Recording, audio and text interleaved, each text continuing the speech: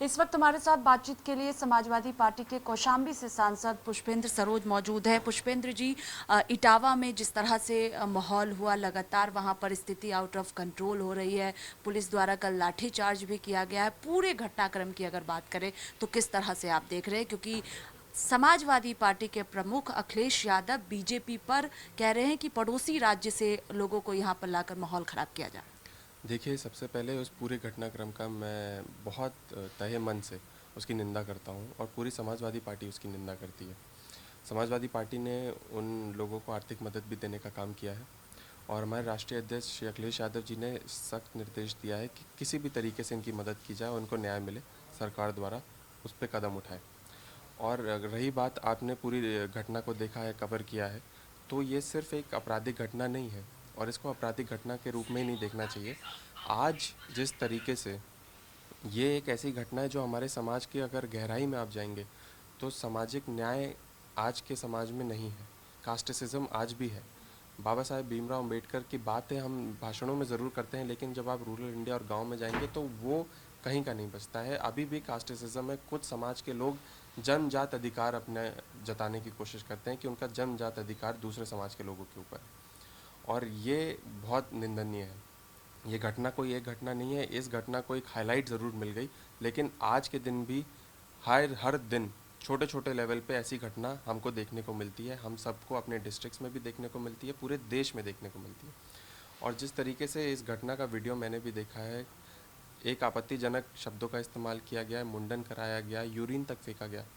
तो किसी ने उनके एजुकेशन को लेकर के कि वो कथावाचक को कितना ज्ञान था और उनको बाकायदा कथा के लिए बुलाया गया था उनके एबिलिटी पे, वो नहीं देखा बल्कि उनकी जाति देखी और किस समाज से वो आते हैं, उस वजह से ये घटना हुई।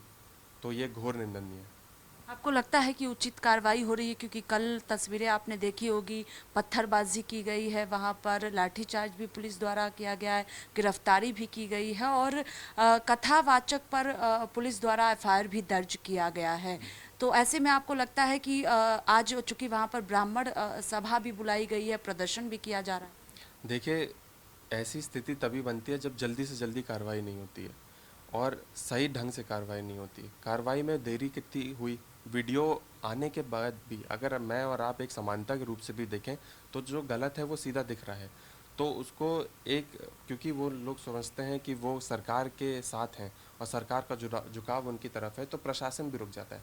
लेकिन अगर समानता के रूप से देखें तो जल्दी से जल्दी कार्रवाई होनी चाहिए थी।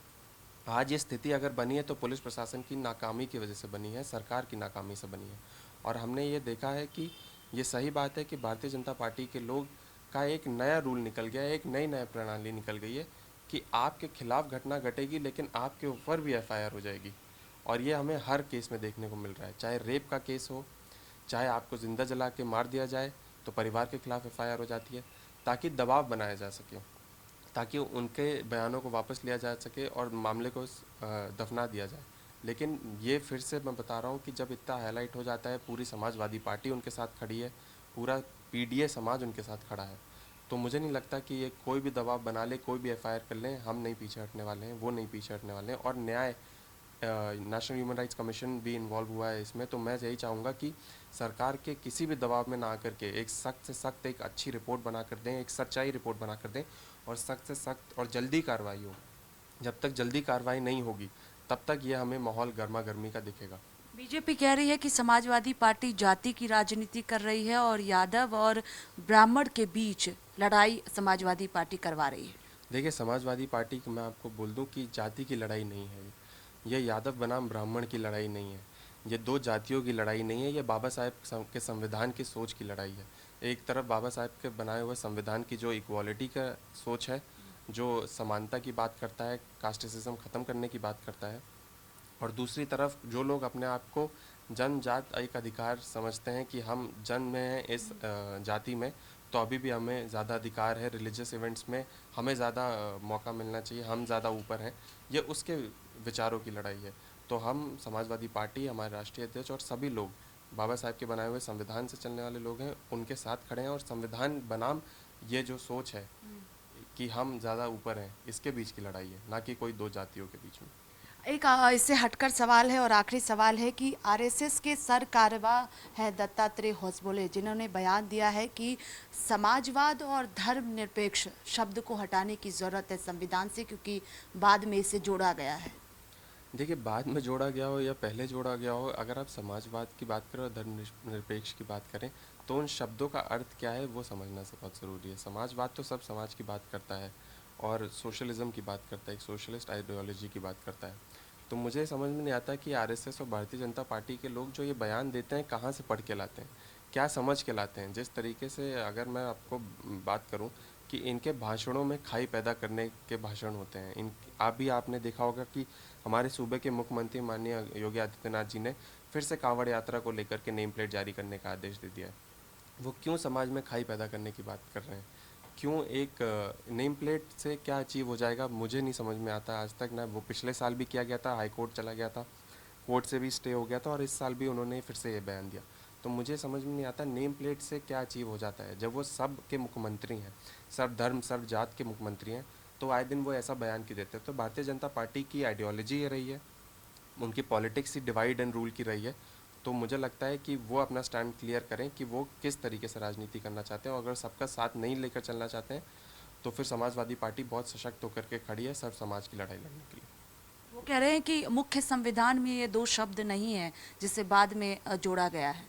देखिए, ऐसे तो कई शब्द मुख्य संविधान में नहीं है, लेकिन क्या संविधान की वो बात कर रहे हैं? तो क्या आज इटावा की घटना में क्या वो उनका कोई टेक है? संविधान कहता है इक्वल राइट्स की बात करता है, कास्टिसिज्म को एक समान तरीके से देखने की हर कास्ट को बात करता है। तो ये जो इटावा की घटना है, क्या वो इक्वल राइट्स की बात है? क्या वो इक्वालिटी की बात कर रहे हैं? तो उनको उस पर भी कुछ बोलना चाहिए और कहना चाहिए उनके खिलाफ जिन लोगों ने ये घटना करने का काम किया, और जल्द से जल्द कार्रवाई करने की बात करनी चाहिए। लेकिन उस पर वो चुप रहेंगे क्योंकि वो संविधान को नहीं मानने वाले लोग हैं। वो सिर्फ एक शब्द और एक शब्द को निकाल करके, कहीं से एक बयान को निकाल करके उस पर हाईलाइट करने के, मीडिया हाईलाइट करने के लिए, बवाल खड़ा करने के लिए, पैदा करने के लिए वो शब्द निकालने वाले काम करते हैं, ना कि संविधान को अच्छे तरीके से जिस तरीके से वो बना है उसको लागू करने की बात करना। बहुत शुक्रिया बातचीत के लिए। कैमरा पर्सन सचिन के साथ स्वाति पाठक, भारत समाचार, दिल्ली।